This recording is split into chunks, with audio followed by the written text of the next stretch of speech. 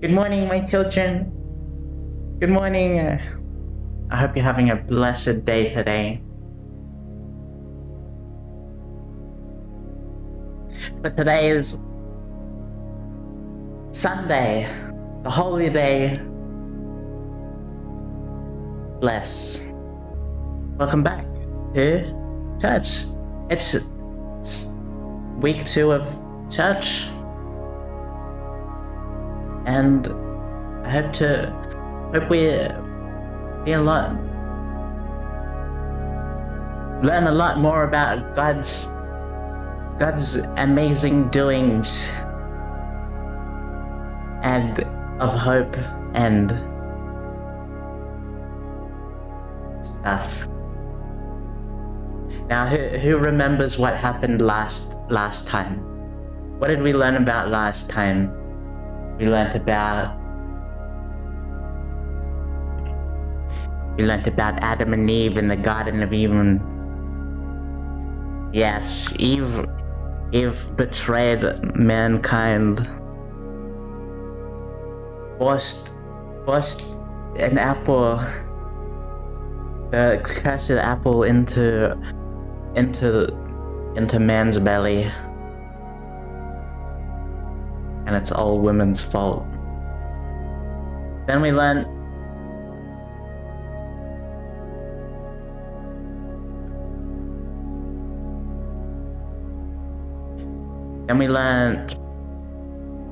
about Noah and what he did. He saved all of the animals and wiped out while God wiped out all of humanity, all the evil in the world, and saved only the good animals and Noah's family.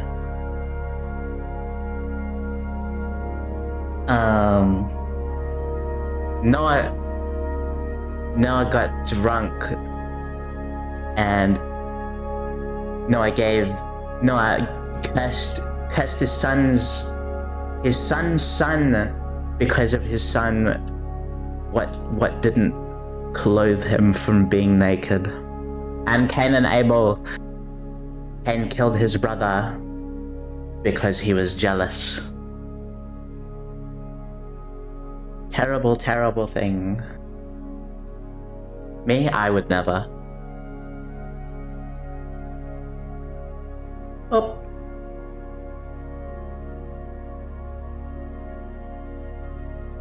Oh, where were we?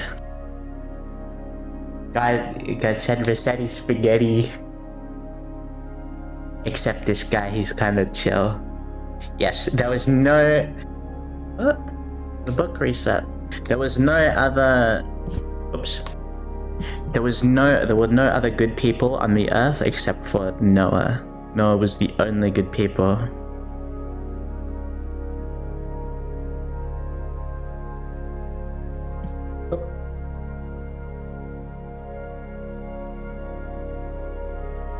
We're up to Genesis 11. Ooh!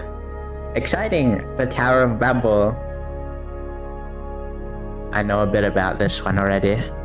No spoilers. Now the whole world had one language and a common speech. As people moved eastward, they found a plain in Shinar and settled there. They said to each other, "Come, let's make bricks and bake them thoroughly." They used brick instead of stone, and tar for mortar. Mortar? I get it. Then they said, "Come, let us build ourselves a city with a tower that reaches to the heavens, so that we may make a name for ourselves. Otherwise, we will be scattered over the face of the whole earth." But the Lord came down to see the city and the tower that the people were building. The Lord said, "If as one people speaking the same language they have begun to do this, then nothing they plan to do will be impossible for them. Come, let us go down and confuse their languages so that they will not understand each other. Wow. So the Lord scattered them from there over all the earth, and they stopped building the city. That is why it was called Babel, because the Lord confused the language of the whole world. That's why they call it Babel. Babbling. From there, the Lord scattered them all over the face of the earth.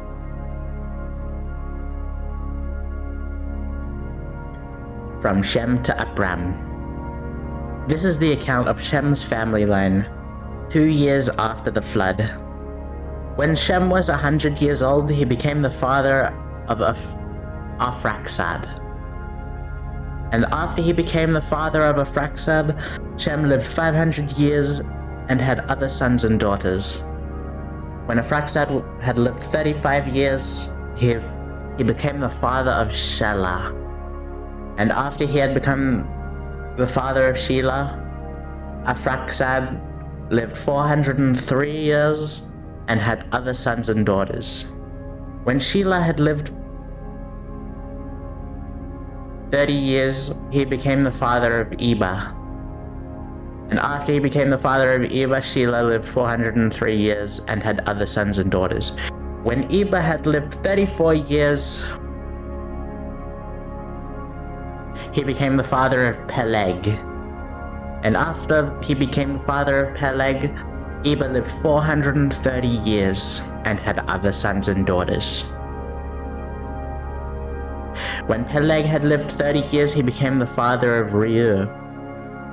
And after he had become the father of Reu, Peleg lived 209 years and had other sons and daughters.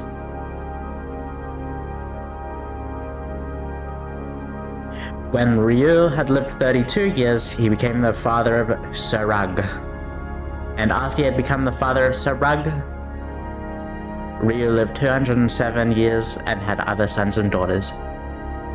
Amen. Good morning, Bean Bobbington. I hope you're having a blessed Sunday. When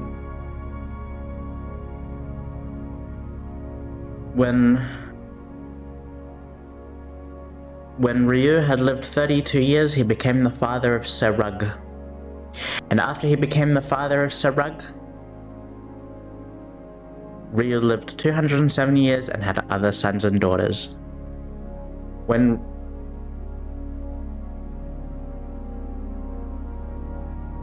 Serug had lived 30 years, he became the father of Nahor.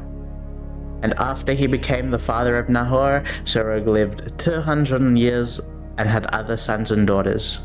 When Nahor had lived 29 years, he became the father of Terah. And after he became the father of Terah, Nahor lived 119 years and had other sons and daughters. After Terah had lived 70 years, he became the father of Abram, Nahor, and Haran. This is the account of Terah's family line. Terah became the father. A lot of people having children.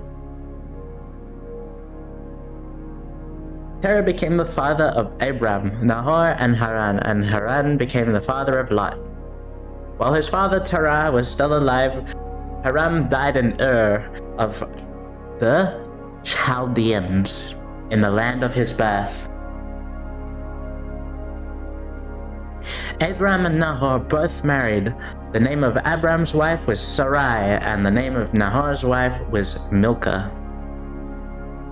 She was the daughter of Haran, the father of both Milcah and Iscah.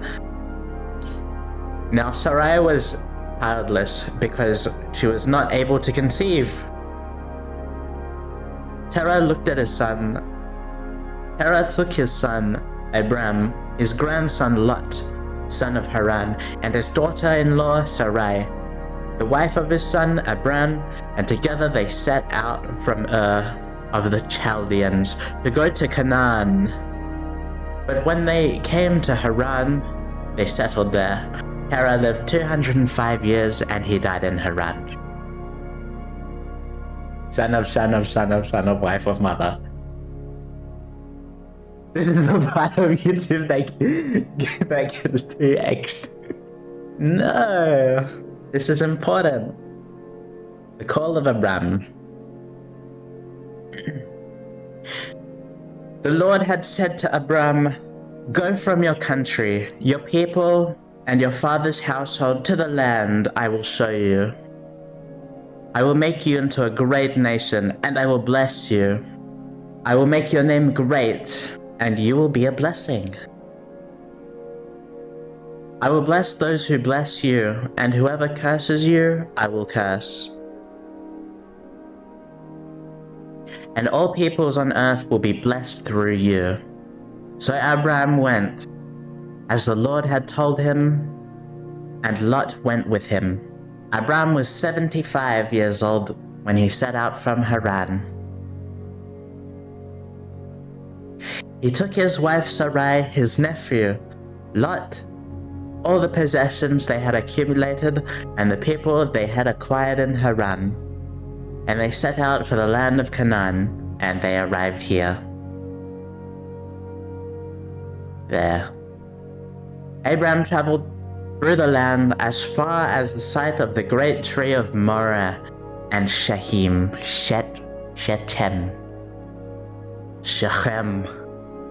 At the time of the Canaanites were in the land.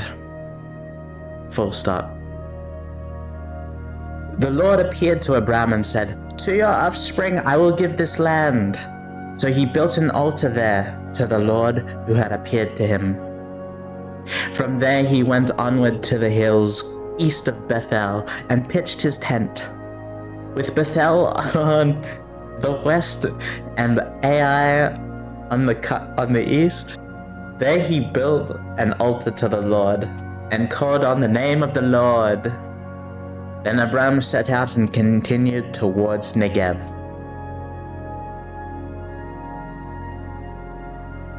Now there was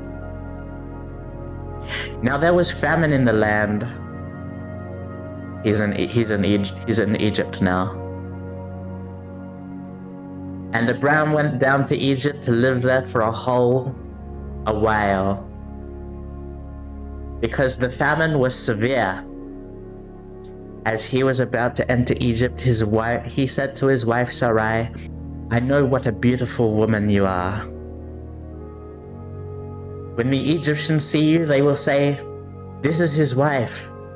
Then they will kill me, but will let you live. Say you are my sister, so that I will be treated well for your sake, and my life will be spared because of you." When Abram came to Egypt, the Egyptians saw that Sarai was a very beautiful woman. He was right. And when Pharaoh's officials saw her, they praised her to Pharaoh, and she was taken to his palace. He treated Abram well for her sake, and Abram acquired sheep and cattle, male and female donkeys, male and female servants, and camels. But the Lord inflicted serious diseases on Pharaoh and his household because of Abram's wife Sarai. So Pharaoh summoned Abram. "What have you done to me?" he said. "Why didn't you tell me she was your wife? Why did you say, 'She is my sister,' so that I took her to be my wife? Now then, here is your wife. Take her and go." That was nice. Then Pharaoh gave orders about Abram to his men, and they sent him on his way, with his wife and everything he had. Abram and Lot separate. So Abram went up from Egypt to the Negev with his wife and everything he had had, and Lot went with him. Abram had become very wealthy in livestock, and in silver, and in gold. From the Negev, he went from place to place until he came to Bethel, to the place between Bethel and Ai, where his tent had been earlier. And when he had first built an altar, there Abram called on the name of the Lord.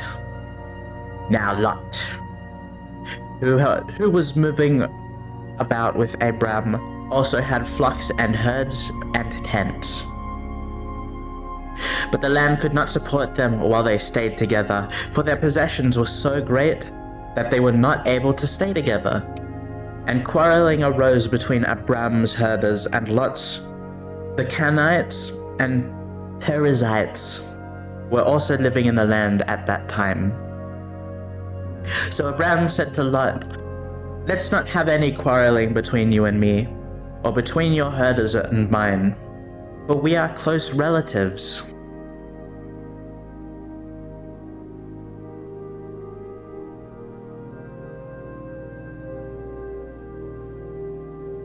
Is not the whole land before you? Let's part company. If you go left, I'll go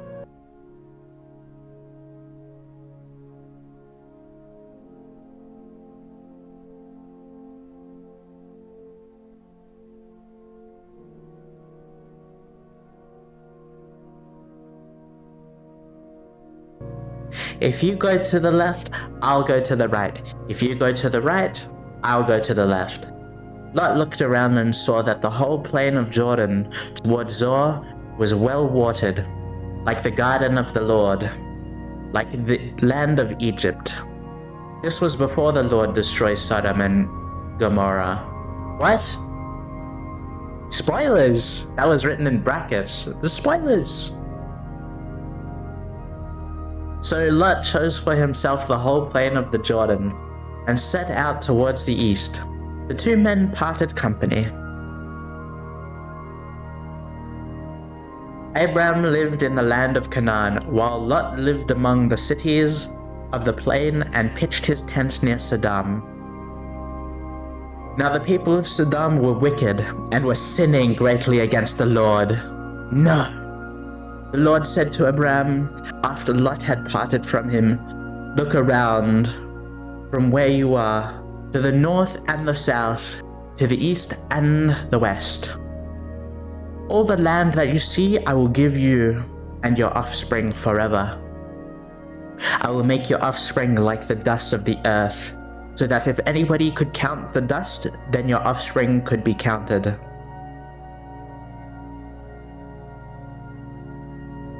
Does he mean a lot? Plentiful children? Plentiful children. Go walk.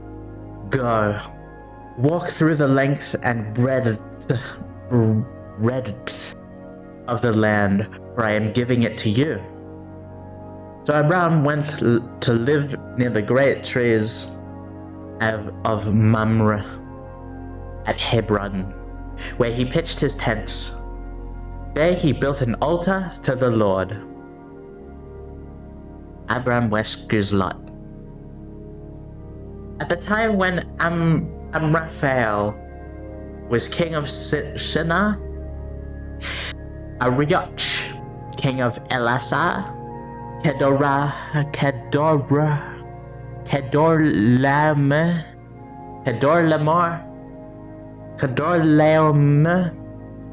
king of Elam, and Tidal, king of Goyim. These kings went to war against Bera, king of Sodom,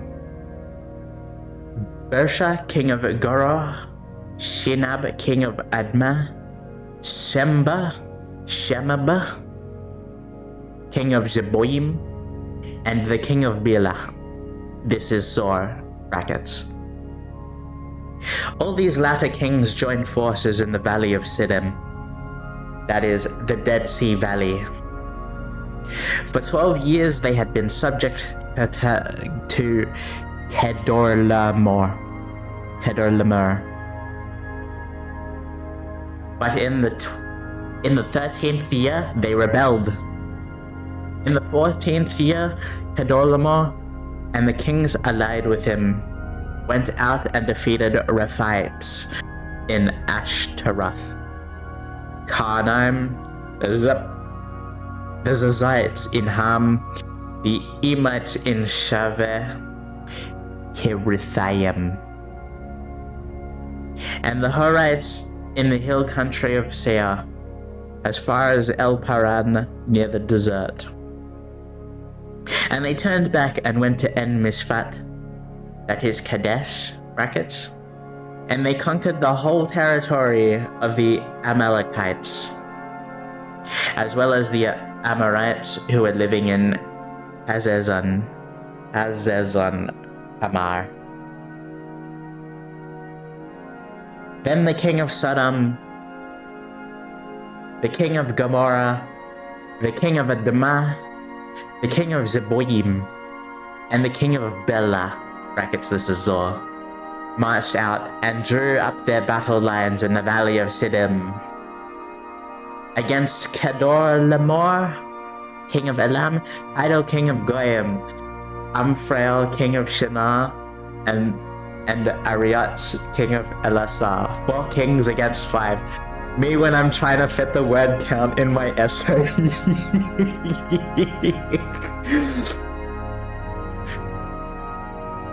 Now the valley of Siddim was full of tar pits, and when the kings of Sodom and Gomorrah fled, some of the men fell into them, and the rest fled up the hills.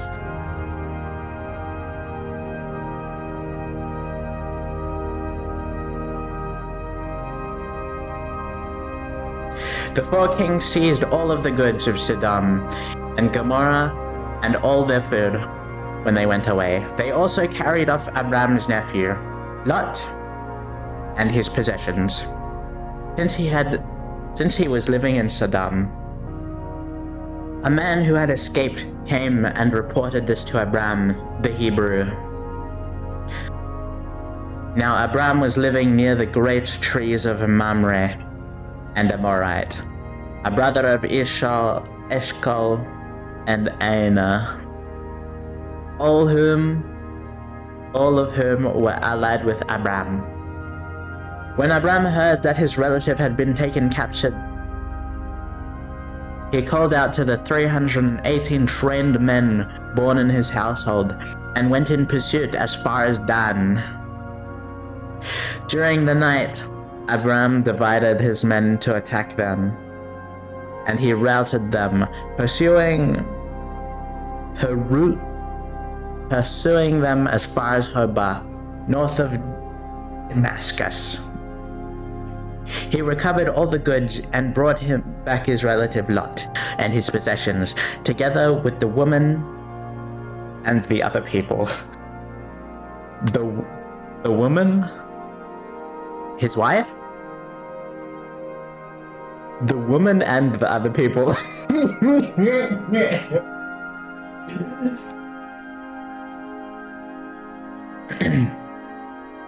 After Abram returned from defeating Kedorlaomer and the kings allied with him, the king of Sodom came out to meet him in the valley of Shaveh,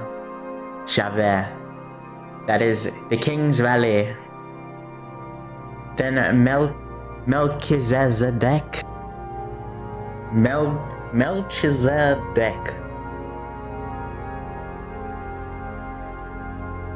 Then Melchizedek, king of Salem, brought out bread and wine.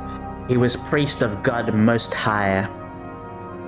And he blessed Abram, saying, "Blessed be Abram by God Most High, creator of the heavens and the earth.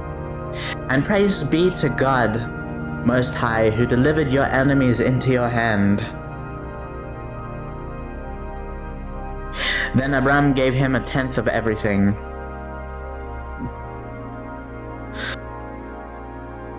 The king of Sodom said to Abram, "Give me the people and keep the goods for yourself." But Abram said to the king of Sodom with raised hand, "I have sworn an oath to the Lord, God Most High, creator of heaven and earth, that I will accept nothing belonging to you, not even a thread or the strap of a sandal, so that you will never be able to say, 'I made Abram rich.' I will accept nothing but what my men have eaten, and the share that belongs to the men who went with me." to Aner, Eshcol, and Mamre. Let them have their share.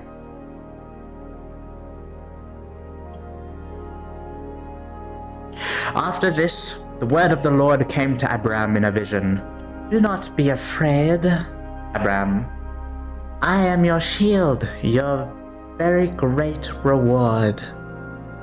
But Abram said, Sovereign Lord, what can you give me since I remain childless, and the one who will inherit my estate is Eliezer of Damascus?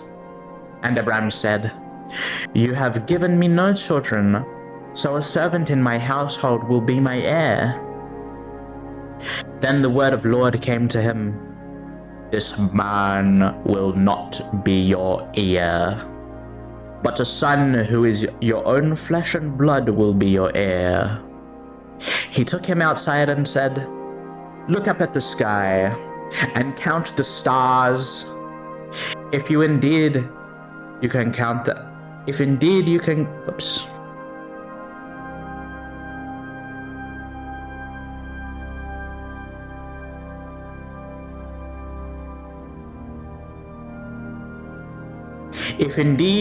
count them, then he said to him, So shall your offspring be. So in exchange for counting all of the stars, he gets a child?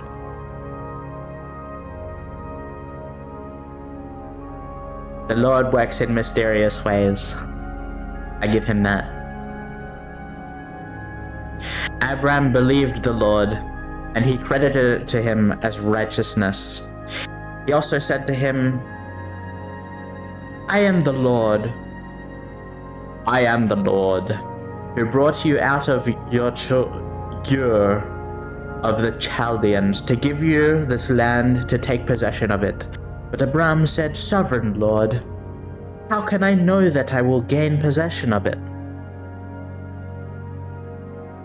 So the Lord said to him, Bring me a heifer. A heifer? A goat and a ram, each 3 years old, along with a dove and a young pigeon. Abram brought all of these to him, cut them in two, and arranged the halves opposite each other. The birds, however, he did not cut in half. Then birds of prey came down on the carcasses, but Abram drove them away. As the sun was setting, Abram fell into a deep sleep, and a thick and dreadful darkness came over him. Then the Lord said to him, Know for a certain that for 400 years your descendants will be strangers in a country not their own, and that they will be enslaved and mistreated there. But I will punish the nation they serve as slaves, and afterward they will come out with great possessions. You, however, will go to your ancestors in peace and be buried at a good old age. Is that a good thing?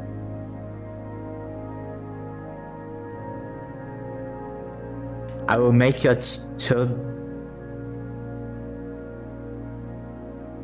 your descendants will be slaves, but then I'll punish the people that made them slaves?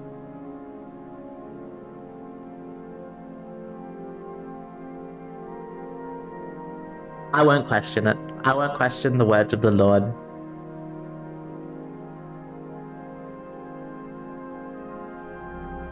In the 4th generation, your descendants will come back here, for the sin of the Amorites has not yet reached its full measure. When the sun had set and the darkness had fallen, a smoking firepot with a blazing torch appeared and passed between the piece. To your descendants I give this land, from the Wadi of Egypt to the great river, the Euphrates. The land of the Canaanites, Kenizzites, and Cadmonites, Hittites, Perizzites, Rephites, Amorites, Canaanites, Girgashites, and Jebusites. Now Sarai, Abram's wife, had borne him no children, but she had an Egyptian slave named Hagar. So she said to Abram, "The Lord had kept me from having children. Go, sleep with my slave. Perhaps I can build a family through her." Abram agreed to what Sarai said. So after Abram had been living in Canaan 10 years, Sarai, his wife, took her Egyptian slave, Hagar, and gave her to her husband to be his wife.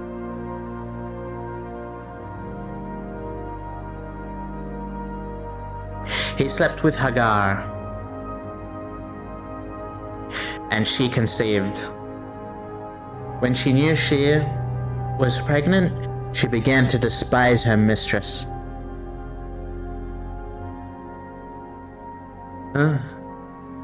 Then Sarai said to Abram, "You are responsible for the wrong I am suffering. I put my slave in your arms, and now that she knows she is pregnant, she despises me.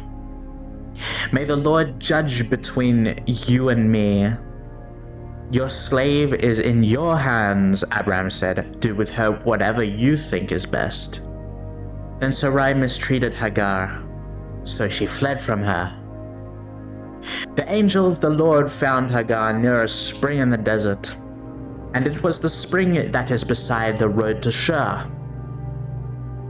And he said, "Hagar, slave of Sarai, where have you come from, and where are you going?" "I'm running away from my mistress, Sarai." "Sarai," she answered. Then the angel of the Lord told her, "Go back to your mistress and submit to her."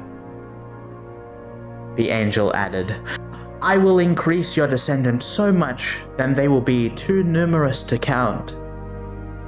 The angel of the Lord also said to her, "You are now pregnant."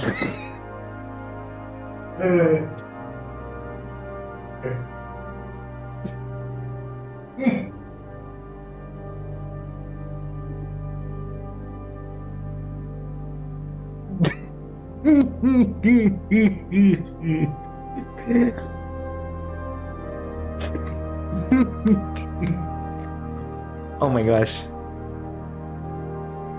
You are now pregnant, and you will give birth to a son. You shall name him Ishmael, for the Lord has heard of your misery. He will be a wild donkey of a man. His hand will be against everyone, and everyone's hand against him.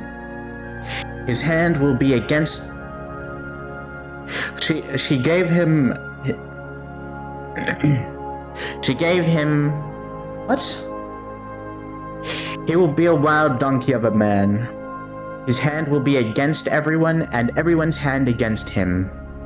And he will live in hostility towards all his brothers. She gave this name to the Lord who spoke to her. You are the God who sees me, or she said, I have now seen the one who sees me. That is why the well was called Bir Lahai Roy. It is still there between Kadesh and Bered. Is it still there today? That'd be cool. So Hagar bore Abram a son, and Abram gave the name Ishmael to the son she had born. Abram was 86 years old when Hagar bore him to Ishmael. When Abram was 99 years old, the Lord appeared to him and said, I am God Almighty. Walk before me faithfully and be blameless. Then I will make my covenant between me and you and will greatly increase your numbers. Abram fell face down, and God said to him, As for me, this is your covenant with you. You will be the father of many nations.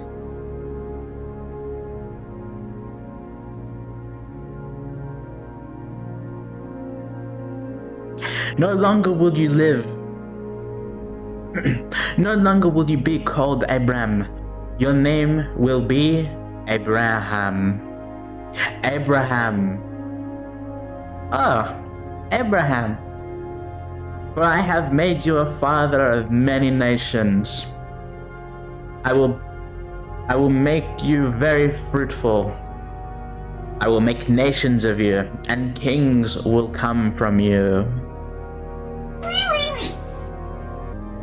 I will establish my covenant as an everlasting covenant between me and you and your descendants after you for generations to come, to be your God and the God of your descendants after you. The whole land of Canaan, where you now reside as foreigner, I will give you as an everlasting possession to you and your descendants after you, and I will be their God.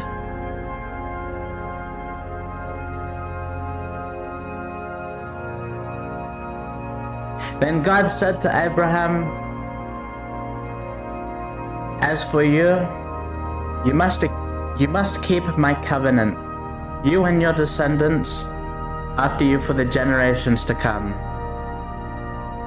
This is my covenant with you and your descendants after you, the covenant you are keep. Every male among you shall be circumcised. You are to undergo circumcision.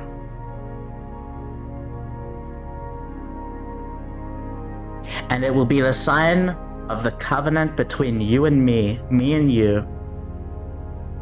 For the generations to come, every male among you who is 8 days old must be circumcised, including those born in your household or bought with money from a foreigner, those who are not your offspring.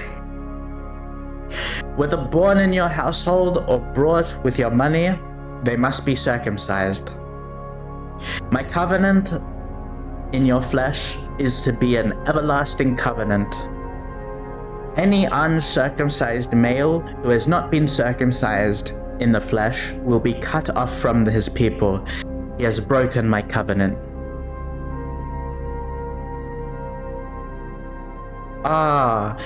So circumcisions are like a badge, like a branding. The cheese type.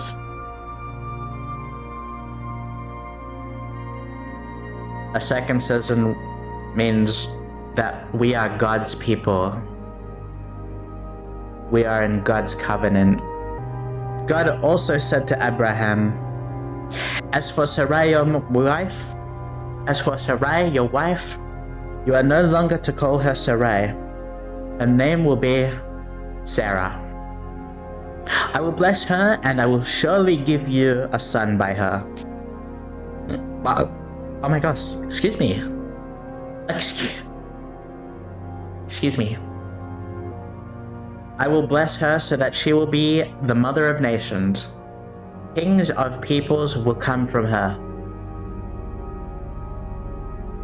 Abraham fell face down.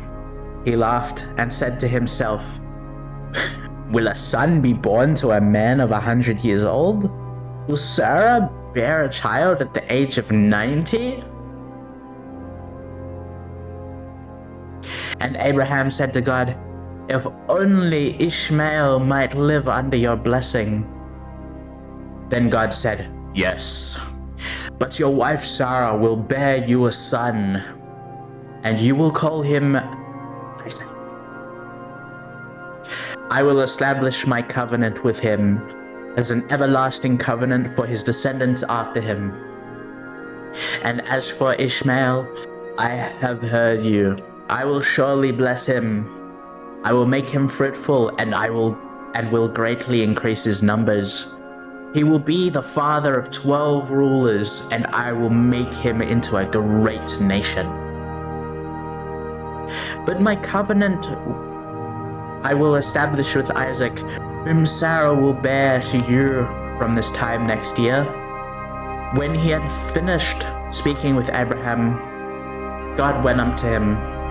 On that very day, Abraham looked at his son Ishmael, and all those born in his household or brought with his money, every male in his household, and circumcised them as God told him. Abraham was 99 years old when he was circumcised, and his son Ishmael was 13. Abraham and his son Ishmael were both circumcised on that very day. Amen. And every male in Abraham's household, including those born in his household or bought from a foreigner, was circumcised with him. The Lord appeared to Abraham near the great trees of Mamre, while he was sitting at the entrance to his tent in the heat of the day. Amen. Abraham looked up and saw 3 men standing nearby. When he saw them, he hurried from the entrance of his tent to meet them and bowed low to the ground. He said, "If I have found favor in your eyes, my Lord, do not pass your servant by. Let a little water be brought, and then you may all wash your feet and rest under this tree. Let me get you something to eat, so you can be refreshed and then go on your way. Now that you have come to your servant," full stop. "Very well," they answered, "do as you say." So Abraham hurried into the tent to Sarah. "Quick," he said, "get 3 seahs of the finest flour and knead it and bake some bread."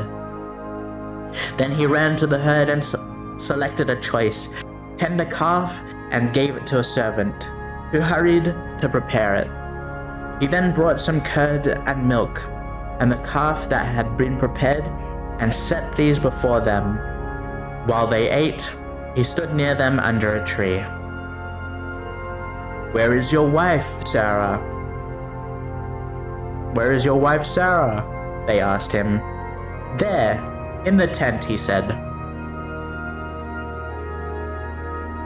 Then one of them said, "I will surely return to you about this time next year, and Sarah, your wife, will have a son."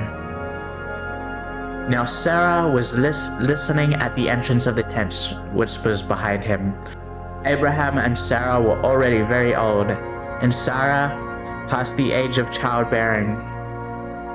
So Sarah laughed to herself and thought, "After I am worn out and my Lord is old, I will now have this pleasure?" Then the Lord said to Abraham, "Why did Sarah laugh and say, 'Will I really have a child now that I am old?' Is anything too hard for the Lord? I will return to you at the appointed time next year, and Sarah will have a son." Sarah was afraid, so she lied and said, "I did not laugh." But he said, "Yes, you did laugh." "No, I didn't." "Yeah, you did. I saw you." When the men got up to leave, they looked down towards Sodom, and Abraham walked along with them to see them on their way. Then the Lord said, "Shall I hide from Abraham what I am about to do? Abraham will surely become a great and powerful nation, and all nations on earth will be blessed through him. For I have chosen him, so that he will direct his children and his household, after I keep to him the way of the Lord, by doing what is right and just, so that the Lord will bring about for Abraham what he has promised him." Then the Lord said, "The outcry against Sodom and Gomorrah is so great and their sin is so grievous, that I will go down and see if what they have done is as bad as the outcry that has reached me. If not, I will know." The men turned away and went towards Sodom, but Abraham remained standing before the Lord. Then Abraham approached him and said, "Will you sweep away the righteous with the wicked? What if there are 50 righteous people in the city? Will you really sweep it away and not spare the place for the sake of the 50 righteous people in it? Far be it from you to do such a thing, to kill the righteous with the wicked.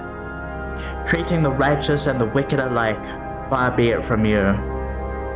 Will not the judge of all the earth do right?" The Lord said, "If I find 50 righteous people in the city of Sodom, I will spare the whole place for their sake." Then Abraham spoke again, Now that I have been so bold as to speak to the Lord, though I am nothing but dust and ashes. What if the number of the righteous is 5 less than 50? Will you destroy the whole city for lack of 5 people? If I find 45 people, he said, I will not destroy it. Once again he spoke to him, What if only 40 are found there? He said, For the sake of 40, I will not do it. Then he said, May the Lord not be angry, but let me speak. What if only 30 can be found there? He answered, I will not do it if I find 30 there. Guess what he says next? Guess. He's haggling. Abraham said, Now that I have been so bold as to speak to the Lord, what if only 20 can be found there? He said, For the sake of 20, I will not destroy it. Then he said, May the Lord not be angry, but let me speak just once more. What if only 10 can be found there? He answered, For the sake of 10, I will not destroy it. When the Lord had finished speaking with Abraham, he left, and Abraham returned home. The 2 angels arrived at Sodom in the evening, and Lot was sitting in the gateway of the city. When he saw them, he got up to meet them and bowed down his face to the ground. My lords, he said, please turn aside to your servant's house. You can wash your feet and spend the night, and then go on your way early in the morning. No, they answered, we will spend the night in the square. But he insisted so strongly that he did not go with him and enter his house. He prepared a meal for them, baking bread without yeast, and they ate. Before they had gone to bed, all the men from every part of the city of Sodom, both young and old, surrounded the house. They called to Lot, Where are the men who came to you tonight? Bring them out to us so that we can have sex with them. Huh? Excuse me? I must have misheard. I must have misread. Before they had gone to bed, all the men from every part of the city of Sodom, both young and old, surrounded the house. They called to Lot, Where are the men who have came to you tonight? Bring them out to us so we can have sex with them. Men? Men can have sex with men? How does that work? Lot went outside to meet them and shut the door behind him and said, No, my friends, don't do this wicked thing. Look, I have 2 daughters who have never slept with a man. Let me bring them out to you. You can do what you like.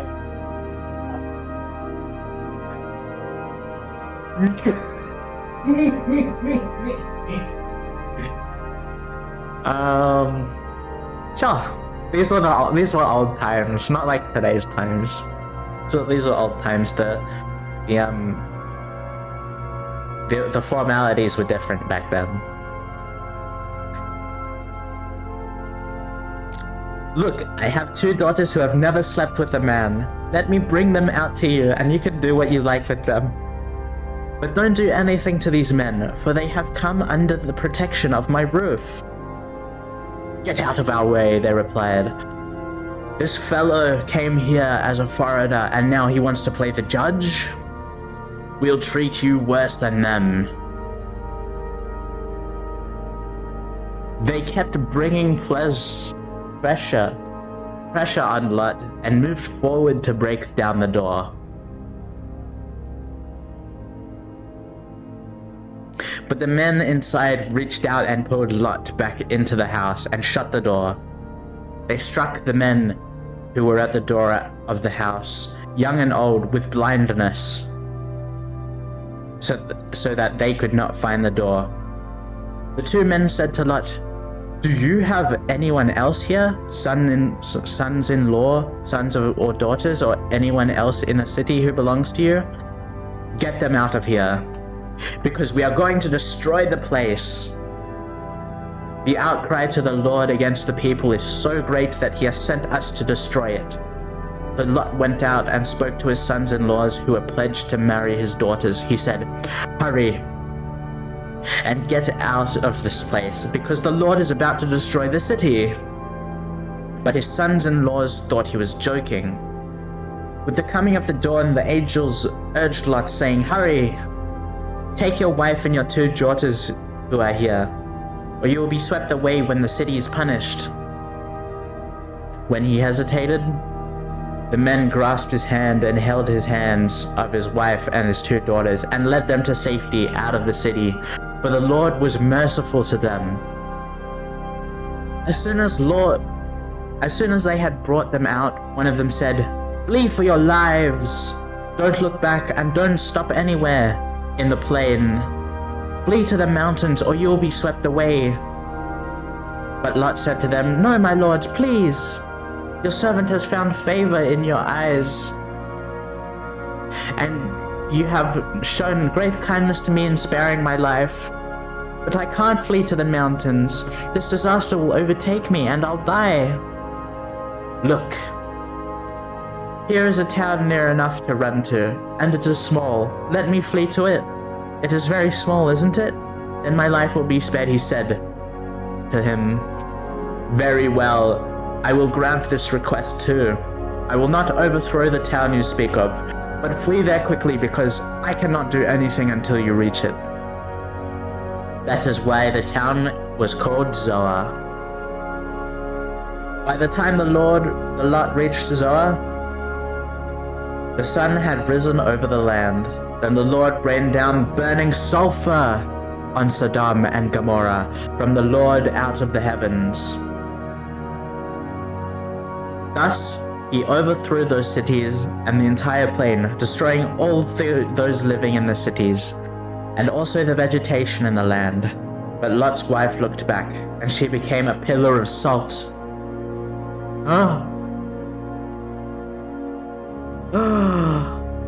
She became a pillar of salt. Early the next morning, Abraham got up and returned to the place he had stood before the Lord. He looked down towards Sodom and Gomorrah, towards all the land of the plain. He saw dense smoke rising from the land like smoke from a furnace. So when God destroyed the cities of the plain, he remembered Abraham, and he brought Lot out of the catastrophe that overthrew the cities where Lot had lived.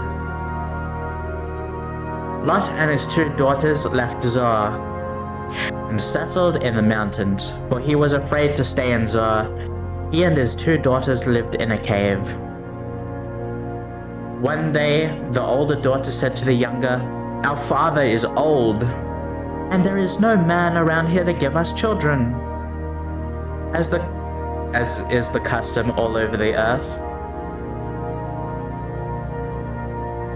Let's get our father to drink wine and then sleep with him and preserve our family line through our father. That night, they got their father to drink wine, and the older daughter went in and slept with him. He was not aware of it when she laid down or when she got up. The next day, the older daughter said to the younger, "Last night I slept with my father. Let's get him to drink wine again tonight, and you go in and sleep with him so that we can preserve our family line through our father." So they got their father to drink wine that night also, and the younger daughter went in and slept with him. Again, he was not aware of it when she laid down or when she got up. So both of Lot's daughters became pregnant by their father. The older daughter had a son, and she named him Moab. He is the father of the Moabites of today. The younger daughter also had a son, and she named him Ben-Ami. He is the father of the Ammonites of today. Now did Abraham have nothing to say about that? Now Abraham moved on from there into the region of the Negev, and lived between Kadesh and Shur. For a while, he stayed in Gerar. And there Abraham said of his wife Sarah, "She is my sister." Then Abimelech, king of Gerar, sent for Sarah and took her. But God came to Abimelech in a dream one night and said to him, "You are as good as dead because of the woman you have taken. She is a married woman." Did I miss something? Moved on from there in the region of Negev for a while, and then Abraham said to his wife Sarah, "She is my sister." Said of his wife Sarah, "She is my sister." Then Abimelech, king of Gerar, sent for Sarah and took her. But God came to Abimelech in a dream one night and said, "You're as good as dead because the woman you've taken, she's a married woman." Now Abimelech had not gone near her, so he said, "Lord, will you destroy an innocent nation? Did he not say to me, 'She is my sister'? And didn't she also say, 'He is my brother'? I have done this with a clear conscience and clean hands." Then God said to him in a dream, "Yes, I know you did this with a clear conscience, and so I have kept you from sinning against me. That is why I did not let you touch her. Now return the man's wife, for he is a prophet, and he will pray for you, and you will live. But if you do not return her, you may be sure that you and all who belong to you will die." Early in the next morning, Abimelech summoned all his officials, and when he told him about all that happened, they were very much afraid. Then Abimelech called Abraham and said, "What have you done to us?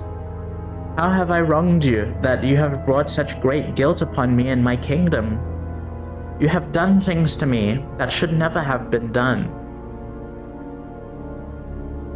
And Abimelech asked Abraham, "What was your reason for doing this?" Abraham replied, "I said to myself, there is surely no fear of God in this place, and they will kill me because of my wife. Besides, she really is my sister, the daughter of my father, though not of my mother, and she became my wife." What? She is my sister? She became my wife. And when God had me wander from my father's household, I said to her, "This is how you can show your love to me. Everywhere we go, say of me, he is my brother. Then Abimelech brought sheep and cattle, and male and female slaves, and gave them to Abraham, and he returned Sarah, his wife, to him. And Abimelech said, My land is before you, live wherever you like. To Sarah he said, I am giving your brother 1,000 shekels of silver. This is to cover the offense against you before all who are with you. You are completely vindicated. Then Abraham prayed to God, and God healed Abimelech. Then Abraham prayed to God, and God healed Abimelech, his wife, and his female slaves, so that they could have children again. For the Lord had kept all the women in Abimelech's household from conceiving because of Abraham's wife Sarah. Now the Lord was gracious to Sarah as he had said, and the Lord did for Sarah what he had promised. Sarah became pregnant and bore a son to Abraham in his old age, at the very time God had promised him. Abraham gave the name Isaac to his son. Sarah bore him.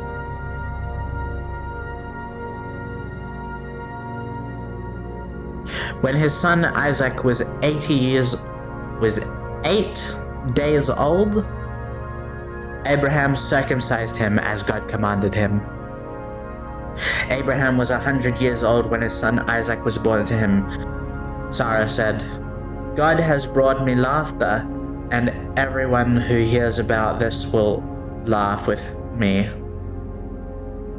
And she added, who would have said to Abraham and Sarah would nurse children? Who would have said to Abraham and that Sarah would nurse children? Yet I have bore him a son in his old age. The child grew and was weaned. Weaned? What does that mean? And on the day Isaac was weaned, Abraham had a great feast. Is weaned another word for like circumcision? Weaned?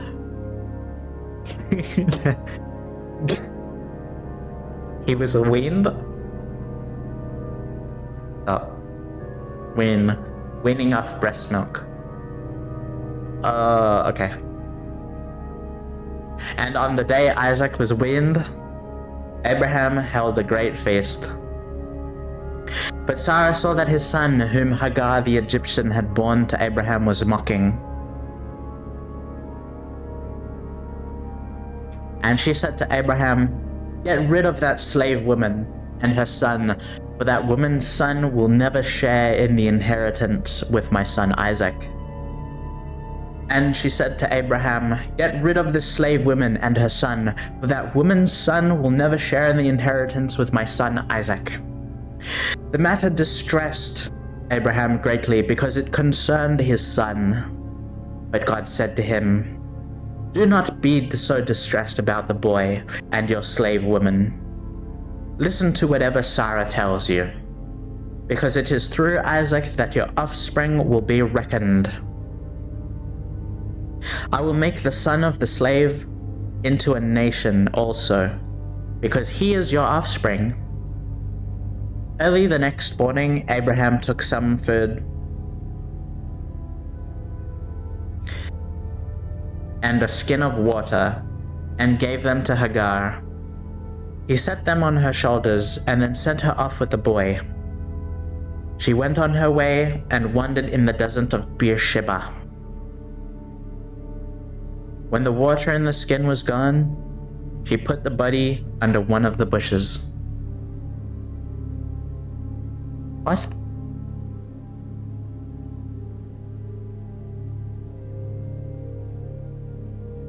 when the water in the skin was gone, she put her body under one of the bushes.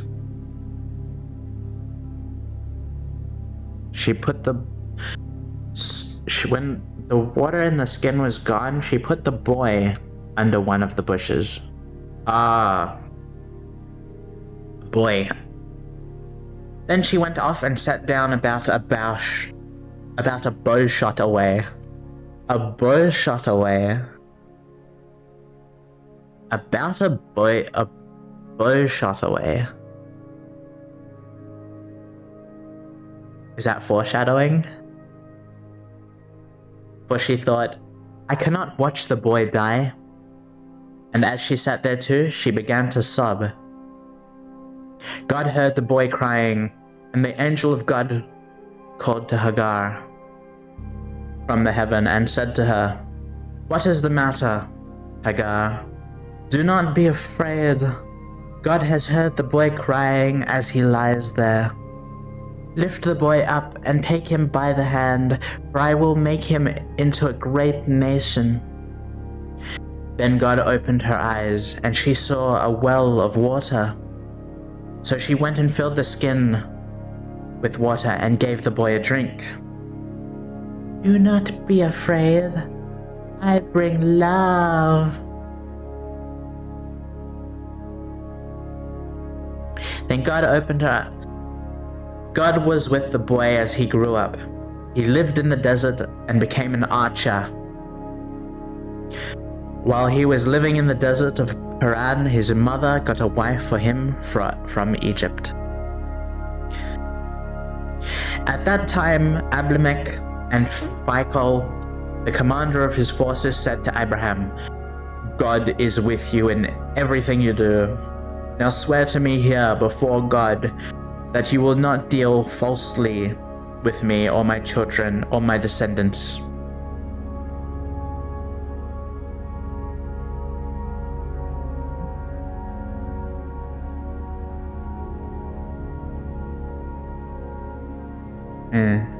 Show to me and the country where you now reside as a foreigner the same kindness I have shown you.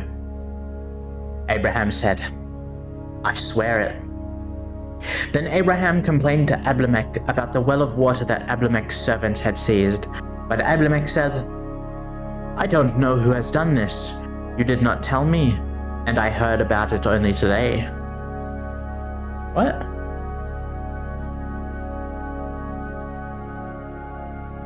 So Abraham brought sheep and cattle and gave them to Abimelech, and the two men made a treaty. Abraham set apart 7 ewe lambs from the flock. And Abimelech said to Abraham, What is the meaning of these 7 ewe lambs you have set apart by themselves? He replied, Accept these 7 lambs from my hand as a witness that I dug this well. So that place was called Beersheba, because the two men swore an oath there. After the treaty had been made at Beersheba, Abimelech and Phicol, the commander of his forces, returned to the land of the Philistines. Abraham planted a tamarisk tree in Beersheba, and he called out on the name of the Lord in the eternal God, He called out the name of the Lord, the eternal God. And Abraham stayed in the Lord of the Philistines for a long time in the land of the Philistines. Sometime later, God tested Abraham. He said to him, Abraham, here I am, he replied. Then God said, Take your son, your only son, whom you love, Isaac, and go to the region of Moriah. Sacrifice him there. No. Sacrifice him there as a burnt offering on a mountain I will show you. Early next morning, Abraham got up and loaded his donkey. He took with him 2 of his servants and his son Isaac. When he had cut enough wood for the burnt offering, He sent out for the place God had told him about. On the third day, Abraham looked up and saw the place in the distance. He said to his servants, "Stay here with the donkey, while I and the boy go over there. We will worship, and then we will come back to you." Abraham took the wood for the burnt offering and placed it on his son Isaac, and himself carried the fire and the knife. As the two of them went together, Isaac spoke up and said to his father Abraham, "Father?" "Yes, my son," Abraham replied. "The fire and the wood are here," Isaac said. "But where is the lamb for the burnt offering?" "Dun dun dun," Abraham answered. "God himself will provide the lamb for the burnt offering, my son." And the two of them went together. When they reached the place God had told him about, Abraham built an altar there and arranged the wood on it. He bound his son Isaac and laid him on the altar on top of the wood. Then he reached out his hand and took the knife to slay his son. No! But the angel of the Lord called out to him from the heaven, "Abraham! Abraham!" "Here I am," he replied. "Do not lay a hand on this boy," he said. "Do not do anything to him.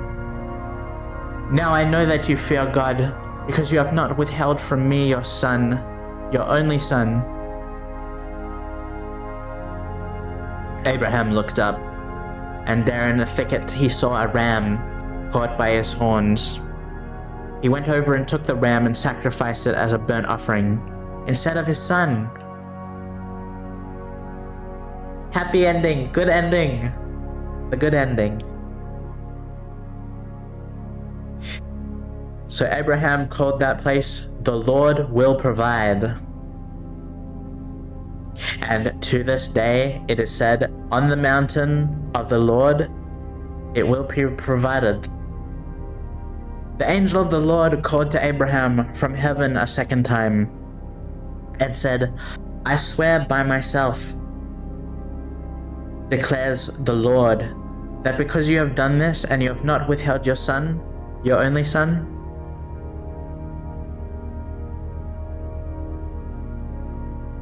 I will surely bless you and make your descendants as numerous as the stars in the sky and as the sand on the seashore.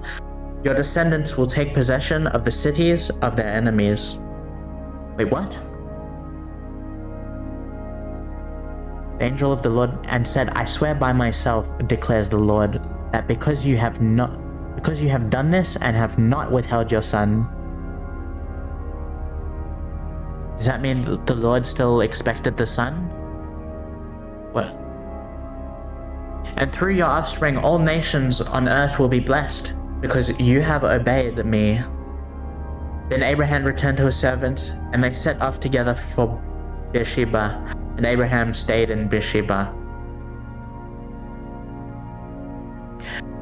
Sometime later, Abraham was told, "Milcah is also a mother. She has borne sons to your brother, Nahor. Uz, the firstborn, Buz, his brother, Kemuel, the father of Aram, Kesed, Hazor, Hildash, Jidlaph, and Bethuel. Bethuel became the father of Rebekah. Milcah bore these 8 sons to Abraham's brother Nahor. His concubine, whose name was Reumah, also had sons, Teba, Gaham, Tahash, and Makah. Sarah lived to be 127 years old. She died at Kiriath Arba, that is Hebron, brackets, in the land of Canaan, and Abraham went to mourn for Sarah and weep over her. Then Abraham rose from beside his dead wife and spoke to the Hittites, He said, "I am a foreigner and a stranger amongst you. Sell me some property for a burial site here so I can bury my dead." The Hittites replied to Abraham, "Sir, listen to us. You are a mighty prince among us. Bury your dead in the choicest of our tombs. None of us will refuse you his tomb for burying your dead." Then Abraham rose and bowed down before the people of the land, the Hittites. He said to them, "If you are willing to let me bury my dead, then listen to me and intercede with Ephron, son of Zohar, on my behalf. So he will sell me the cave of Machpelah, which belongs to him and is at the end of his field. Ask him to sell it to me for the full price as a burial site among you." Ephron an Hittite was sitting among his people, and he replied to Abraham in the hearing of all the Hittites who had come to the gate of the city. "No, my lord," he said. "Listen to me.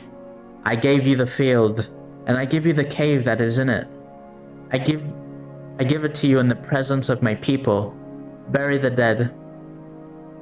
Again Abraham bowed before the people of the land, and he said to Ephron in their hearing, "Listen to me. If you will, I will pay the price of the field. Accept it from me, so I can bury my dead there." Ephron answered Abraham, "Listen to me, my lord. The land is worth 400 shekels of silver. But what is that between you and me? Bury your dead." Abraham agreed to Ephron's terms and waited out for him the price he had named in the hearing of the Hittites, 400 shekels of silver, according to the weight current among the merchants. So Ephron's field in Machpelah near Mamre, both the field and the cave in it, and all the trees within the borders of the field, was deeded to Abraham as his property in the presence of all the Hittites who had come to the gate of the city. Afterward, Abraham buried his wife Sarah in the cave in the field of Machpelah near Mamre, which is at Hebron brackets, in the land of Canaan. So the field and the cave in it were deeded to Abraham by the Hittites as a burial site. Abraham was now very old, and the Lord had blessed him in every way. He said to the senior servant in his household, the one in charge of all that he had, "Put your hand under my thigh. I want you to swear by the Lord and the God of heaven and the God of earth that you will not get a wife for my son from the daughters of the Canaanites, among whom I am living, but will go to my country and my own relatives and get a wife for my son Isaac." The servant asked him, "What if the woman is unwilling to come back with me to this land? Shall I take your son back to the country you came from?" "Make sure that you do not take my son back there," Abraham said. "The Lord, the God of heaven, who brought me out of my father's household and my native land, who had spoke to me and promised me on oath, saying, 'To your offspring I will give you this land,' he will send his angel before you so that you can get a wife for my son from there. If the woman is unwilling to come back with you, then you will be released from this oath of mine. Only do not take my son back there."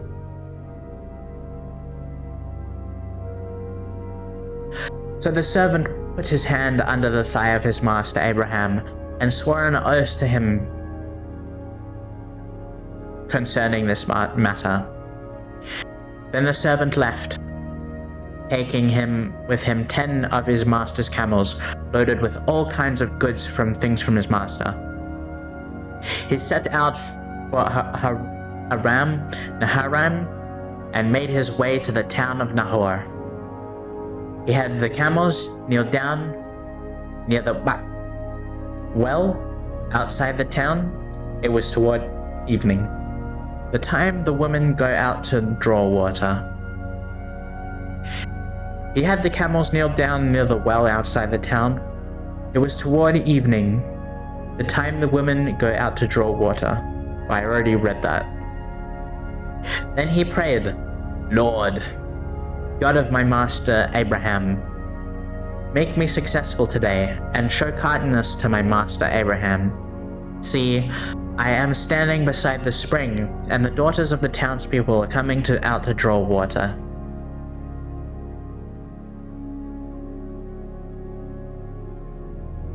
May it be that when I say to a young woman, please let down your jar, that may I have a drink, and she says, drink and I'll water your camels too. Let her be the one you have chosen for your servant Isaac. By this I will know that you have shown kindness to my master. Before he had finished praying, Rebekah came out with her jar on her shoulder. She was the daughter of Bethuel, son of Milcah, who was the wife of Abraham's brother Nahor. The woman was very beautiful, a virgin. No man had ever slept with her. She went down to the spring, filled her jar, and came up again. The servant hurried to meet her and said, please give me a little water from your jar. Drink, my lord, she said, and quickly lowered the jar to her hands and gave him a drink.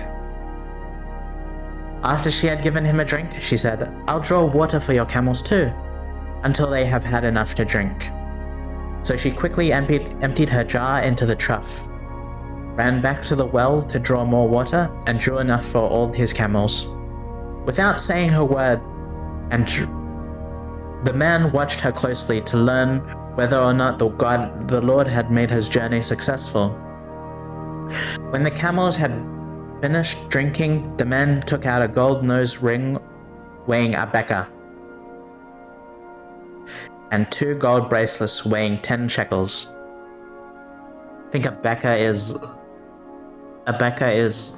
like 100 shekels conversion rate. Then he asked, whose daughter are you? Please tell me, is there room in your father's house for us to spend the night? She answered him, I am the daughter of Bethuel, the son that Milcah bore to Nahor. And she added, we have plenty of straw and fodder, as well as room for you to spend the night. Then the man bowed down and worshipped the Lord, saying, praise be to the Lord, the God of my master Abraham, who has not abandoned his kindness and faithfulness to my master. As for me, the Lord has led me on the journey to the house of my master's relatives. The young woman ran and told her mother's household about these things. Now Rebekah had a brother named Laban, and he hurried out to the man in the spring. As soon as he had seen the nose ring and the bracelets of his sister's arms, he had heard Rebekah tell what the man said to her. He went out to the man and found him standing by the camels near the spring. Come, who are you blessed? Come, you are who are. Come, you who are blessed by the Lord, he said. Why are you standing out here? I have prepared the house and a place for the camels. So the man went to the house, and the camels were unloaded. Straw and fodder were brought to the camels, and water for him and his men to wash their feet. The food was set before him. But he said, I will not eat until I have told you what I have to say. Then tell us, Laban said. So he said, I am Abraham's servant. The Lord has blessed my master abundantly and has become wealthy. He has given him sheep and cattle, silver and gold, male and female servants, and camels and donkeys. My master's wife Sarah has borne him a son in her old age, and he has given him everything he owns. And my master made me swear an oath and said, "You must not get a wife for my son from the daughters of the Canaanites, in whose land I live, but go to my father's family and to my own clan and get a wife for my son." Then I asked my master, "What if the woman will not come back?" He replied, "The Lord before whom I have walked faithfully will send his angel with you to make your journey a success, so that you can get a wife for my son from my own clan and from my father's family. You will be released from my oath if, when you go to my clan, they refuse to give to her, and you will be released from my oath." When I came to the spring today, I said, "Lord, God of my master Abraham, if you will, please grant success to the journey on which I have come. See, I am standing beside a spring. If a young woman comes out to draw the water, and I say to her, 'Please let me drink a little water from your jar,' and if she says to me, 'Drink, and I'll draw the water from your caramels too,' let her be the one Lord has chosen from my master's son." Before I finished praying in my heart, Rebecca came out with her jar on her shoulder. She went down to the spring and drew water, and I said to her, "Please give me a drink." She quickly lowered her jar from her shoulder and said, "Drink, and I'll water your camels too." So I drank, and she watered the camels also. I'm starting to realize why the Bible is so long, such a big book.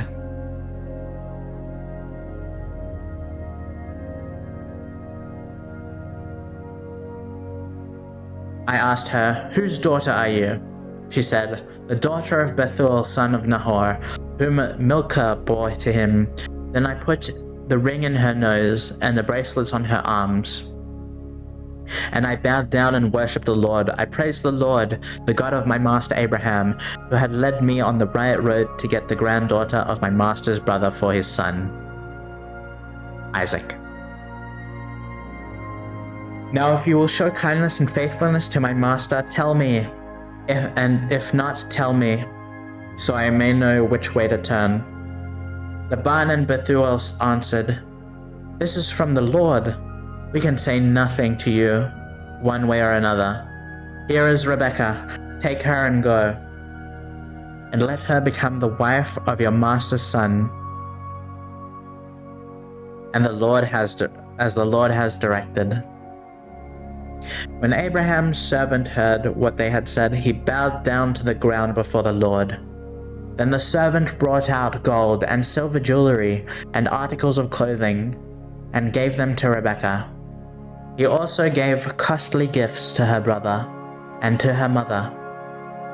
Then he and the men who were with him ate and drank.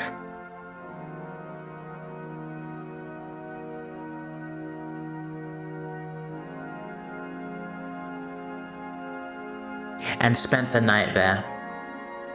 When they got up the next morning, he said, "Send me on my way to my master." But her brother and her mother replied, "Let the young woman remain with us 10 days or so, then you may go." But he said to them, "Do not detain me. Now that the Lord has granted success to my journey, send me on my way so I may go to my master." Then they said, "Let's call the young woman and ask her about it." So they called Rebekah and asked her, "Will you go with this man?" "I will go," she said. So they sent their sister Rebekah on her way, along with her nurse and Abraham's servant and his men. And they blessed Rebekah and said to her, "Our sister, may you increase to thousands upon thousands. May your offspring possess the cities of their enemies." Then Rebekah and her attendants got ready and mounted the camels and went back with the man. So the servant took Rebekah and left. Now Isaac had come from Bir Lahai Roy, for he was living in the Negev. He went out to the field one evening to meditate. As he looked up, he saw camels approaching. Rebekah also looked up and saw Isaac. She got down from her camel and asked the servant, "Who is that man in the field coming to us?" "He is my master," the servant answered. So she took her veil and covered herself. Then the servant told Isaac all he had done. Isaac brought to her into the tent of his mother Sarah, and he married Rebekah. So she became his wife, and he loved her, and Isaac was comforted after his mother's death. Abraham had taken another wife, whose name was Keturah. She bore him Zimran, Jokshan, Medan, Midian, Ishbak, and Shua.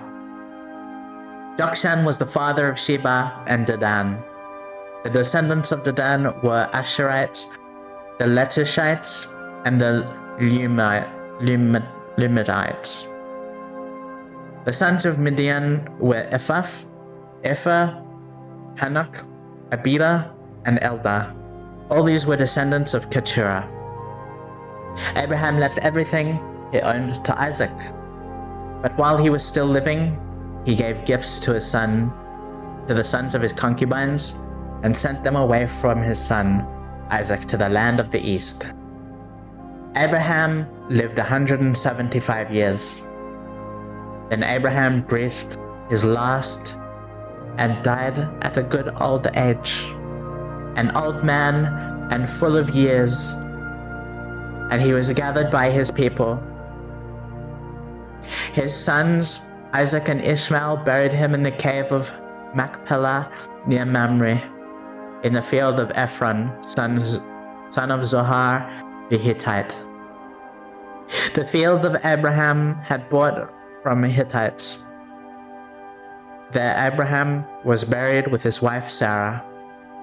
After Abraham's death, God blessed his son Isaac, who then lived near Bir Lahai Roi.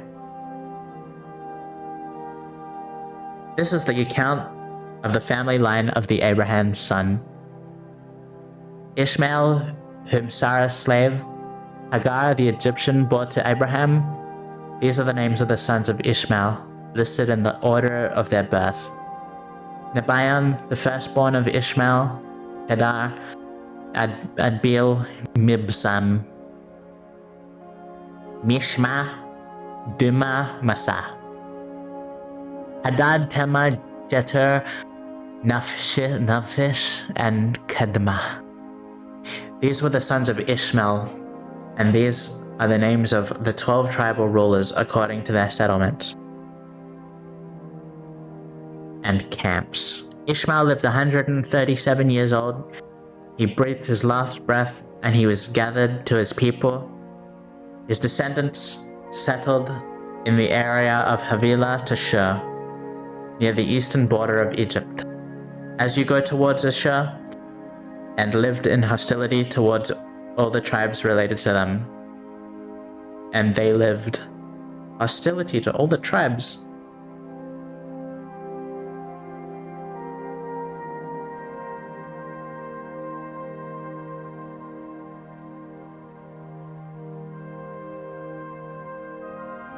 I'll just read the next one so that we don't have to read it next time. This is the account of the family line of Abraham's son Isaac. Abraham became the father of Isaac, and Isaac was 40 years old when he married Rebekah, daughter of Bethuel and Aramin from Padan Aram, and sister of Laban and the Aramean. Isaac prayed to the Lord on behalf of his wife because she was childless. The Lord answered his prayer, and his wife Rebekah became pregnant. But the babies jostled each other within her, and she said, "Why is this happening to me?" She went to inquire with the Lord. The Lord said to her, The two nations are in your womb, and two peoples from within you will be separated. One people will be stronger than the other, and the older will serve the younger. When the time came for her to give birth, there were twin boys in her womb. The first to come out was red, and his whole body was like a hairy garment, so they named him Esau.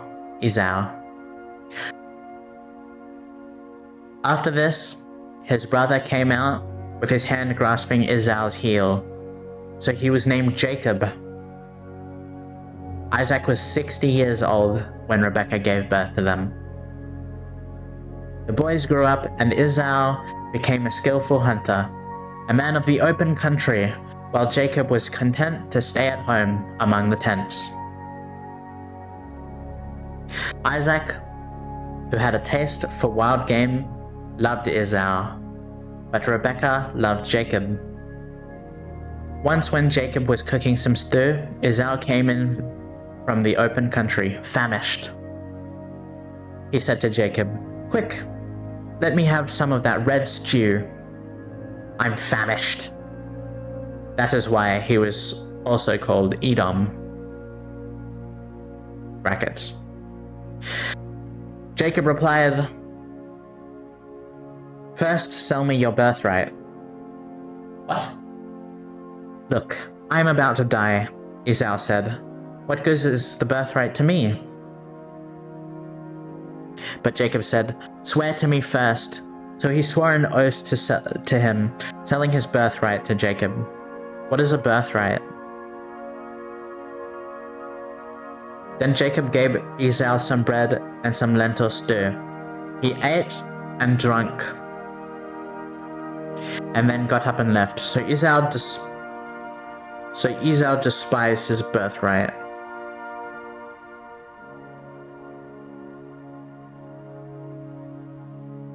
What?